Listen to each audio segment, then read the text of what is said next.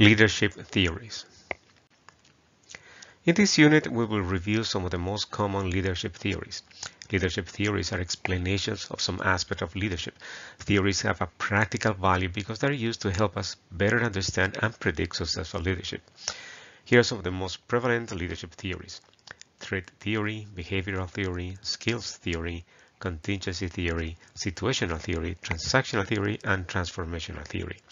These are the most popular theories in leadership, and they will be useful in building up an understanding of what you need to learn to become a better leader. The first theory is trait-based leadership.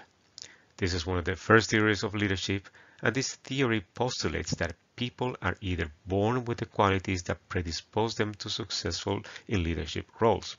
That is, that people are born with inherent traits, certain inherent qualities that are particularly suited to leadership, and people that make good leaders have the right combination of traits. There have been many and hundreds of studies to determine the most important leadership traits. And while there's always going to be some disagreement, intelligence, self-confidence, determination, integrity, and sociability, to name a few, are consistently cited as key qualities.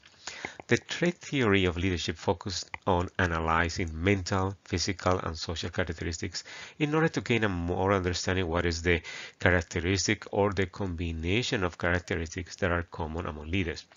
But it's now accepted that many of the skills needed to be a leader can be learned. Behavioral theories offer a new perspective, one that focuses on the behaviors of leaders as opposed to their mental, physical, or social characteristics. This theory assumes that leaders can be made rather than born, and that successful leadership is based on the definable, learnable behaviors. Researchers measure the cause and effect relationship of specific human behaviors from leaders. The idea is that with the right conditioning, anyone could have access to become a leader. In other words, leaders are made, not born. This theory states that leadership is composed of two general types of behaviors: task behavior and relationship behaviors. Task behaviors facilitate goal accomplishments, help a team achieve the project goal.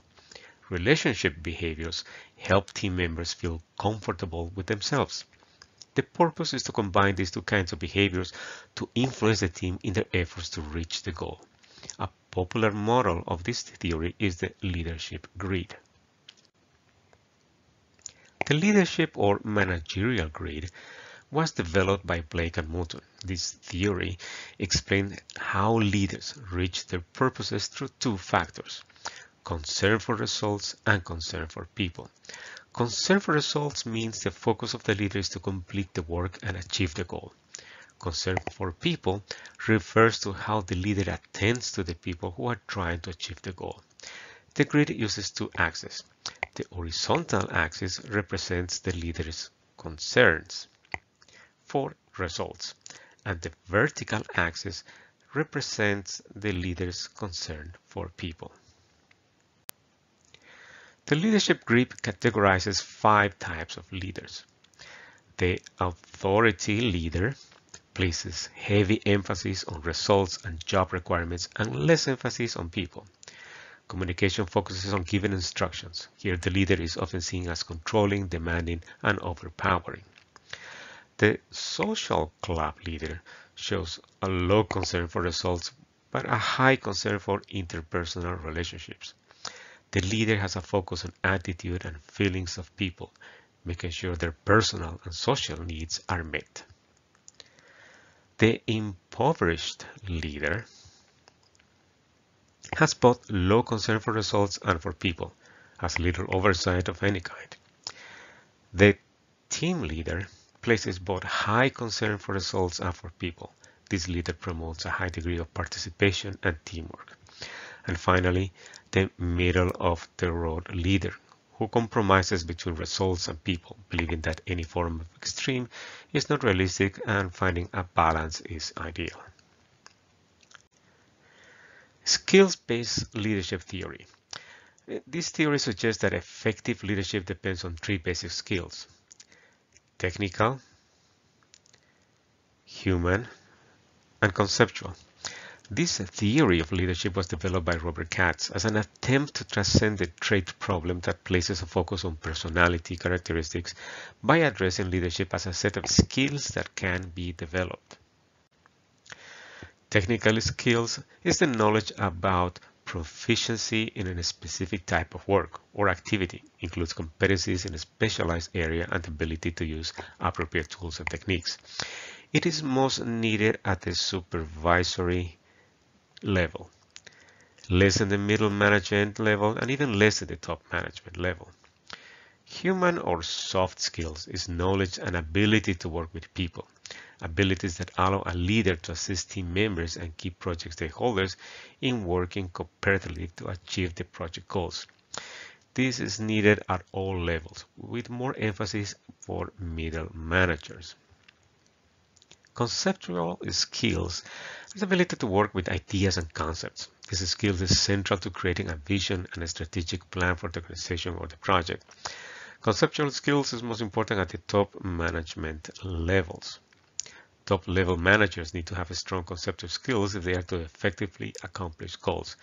It's important for leaders to have all the three skills. Depending on where they are in the management structure, as noted, some skills are more important than others. Contingency theory is concerned with the styles of situation. This theory suggests that a leader's effectiveness depends on how well the leader's style fits the context. In other words, effective leadership is contingent of matching a leader's style to the right setting. There is no single way of leading. A leadership style that is effective in some situations may not be successful in others. This theory assumes that leadership style is fixed, and for a different situation, you might need a different leader. Situational leadership theory. This is one of the most recognized leadership theories. As its name implies, situational leadership focuses on the leadership in situations. Different situations demand different kinds of leadership. The best action of the leader depends on a range of situational factors. It requires that the leader adapts his or her style to the demands of different situations. Effective leaders recognize what the people need and then adapt their own style to meet those needs. A basic model of this type of leadership is the situational leadership model developed by Paul Hersey and Ken Blanchard. The fundamental principle of the situational leadership model is that there are no single best style of leadership. Effective leadership is task relevant. The most successful leaders are those who adapt their leadership style to the maturity of the individual or group they are attempting to lead or influence. Effective leadership varies not only with the person or group that is being influenced, but it also depends on the task, job, or function that needs to be accomplished. In this model, the leader has two dimensions of leadership behavior: supportive and directive. Based on these two dimensions, there are four basic types of leadership leaders can employ depending on the situational needs of the followers. These are directing, coaching, supporting, and delegating. We will explore this model in more detail in the following units. Transactional leadership theory. This theory focuses on the role of supervision, organization, and group performance. Leaders who implement this style focus on a specific task and use rewards and punishments to motivate followers. The theory says that people are motivated by rewards and punishment and that they perform their best when the change of command is clear. The primary goal of the followers is to follow the instructions of the leader. Team members need to be monitored to ensure expectations are met. The most obvious way transactional leadership is the use of promotions and pay raises. Transactional leaders offer promotions or pay raises to those followers who meet or exceed the leader's goals. Rewards are seen as a tool that a leader utilizes to get the best performance out of her or his followers. If the rewards no longer exist, followers will no longer have the external motivation to meet or exceed the goals. Transformational leadership theory. It is one of the current and popular approaches to leadership. This theory emphasizes the development of relationships through effective communications, motivations, and influence. People will follow a person who inspires and motivates them. That the vision and passion of the leader are what drives people to achieve the goals. The leader collaborates with the project team and the stakeholders to identify the needed change, creating a vision to guide the change through inspiration and implementing the change. This approach to leadership consists of 4 factors. Influence and charisma. The leader serves as the role model for followers. Because followers trust and respect the leader, they emulate this individual and internalize his or her ideals. Intellectual stimulation. The leader challenges followers to be innovative and creative, encouraging followers to explore new ways of doing things and new opportunities to learn.